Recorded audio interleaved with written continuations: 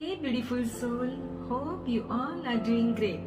Friends, आज मैं आप सबको लॉ ऑफ अट्रैक्शन की एक अमेजिंग सक्सेस स्टोरी सुनाने जा रही हूँ। ये खास उन महिलाओं के लिए है जिन्हें अब तक माँ बनने का सौभाग्य प्राप्त नहीं हुआ है और जिन्होंने उम्मीद भी छोड़ दी है कि वो कभी माँ बन सकती है। फ्रेंड्स, मेरी दिली ख्वाहिश है कि आप ये स्टोरी सुनकर इससे इंस्पायर हो, मोटिवेट हो और अपने जीवन में पॉजिटिव बदलाव लाए और फिर आपकी गोद में भी एक नन्हा फरिश्ता बहुत जल्दी आ जाए और वो आपको माँ कहकर पुकारे। फिर मैं बड़े गर्व के साथ अपने इस चैनल पर आपकी सक्सेस स्टोरी शेयर करूंगी। मुझे बेहद खुशी मिलेगी आपकी सक्सेस स्टोरी शेयर करते हुए। फ्रेंड्स, आज की ये स्टोरी मैंने how the secret changed my life, real people, real story से ली है। ये स्टोरी एंड्रिया की है जो आयरलैंड की रहने वाली है।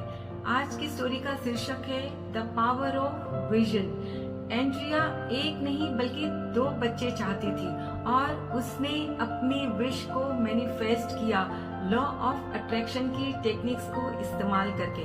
तो चलिए जानते हैं कि कैसे एंड्रिया ने लॉ ऑफ अट्रैक्शन की टेक्निक का इस्तेमाल किया और उसकी विश पूरी हुई, ड्रीम मैनिफेस्ट हुआ।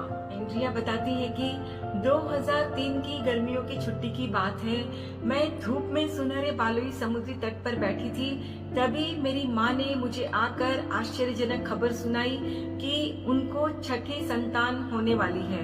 हम दोनों बच्चे से बहुत लाड करती थी और हम घर में नए मेहमान आने का बेसब्री से इंतजार कर रही थी क्योंकि मेरा सबसे छोटा भाई उस वक्त 11 साल का हो चुका था। लेकिन जब 3 महीने के बाद माँ ने अपना पहला स्कैन करवाया तो हमारे सारे सपने चूर चूर हो गए।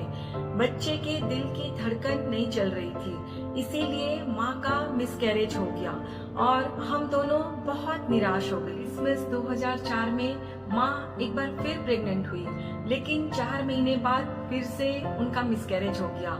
डॉक्टर ने हमसे कहा कि माँ की उम्र 42 साल की हो गई है और अब शायद ये फिर कभी प्रेग्नेंट नहीं हो सकती और हमने सारी उम्मीद छोड़ दी और ये बात मान ली कि अब घर में कभी नया मेहमान नहीं आएगा।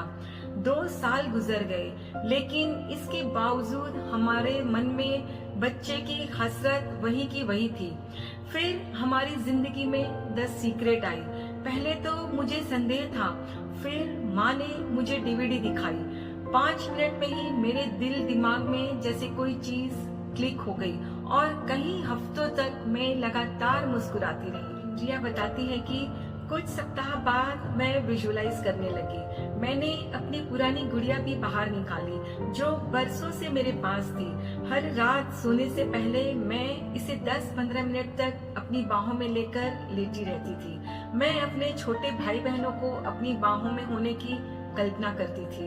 मैं महसूस कर रही थी कि न्यूबॉर्न बेबी का दिल मेरे दिल से सटा हुआ है और उसके दिल की धड़कन मैं महसूस कर रही थी।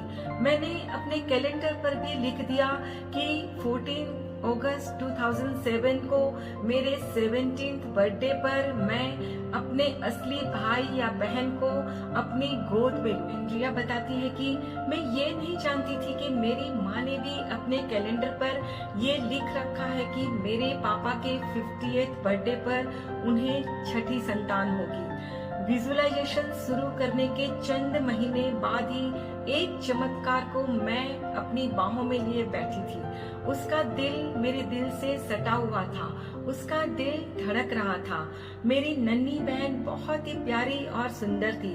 वह विश्वास से परे थी और अब भी है। वह आस्था, आशा और प्रेम है। वो जीवन का चमत्कार है। फ्रेंड्स, एंड्रिया बताती है कि मेरे जीवन की एक और कहानी ये बताती है कि द सीक्रेट कितना शक्तिशाली, अविश्वसनीय और अद्भुत है। फ्रेंड्स, मैंने आपसे शुरू में ही कहा था कि एंड्रिया ने एक नहीं बल्कि 2 बच्चे मैनिफेस्ट किए। मैं आपको कल ये बताऊंगी कि ये दूसरे बच्चे की कहानी क्या है।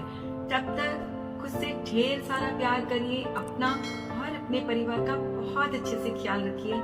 Please take care of yourself and your family. Stay healthy, stay blessed. फिर मिलते हैं।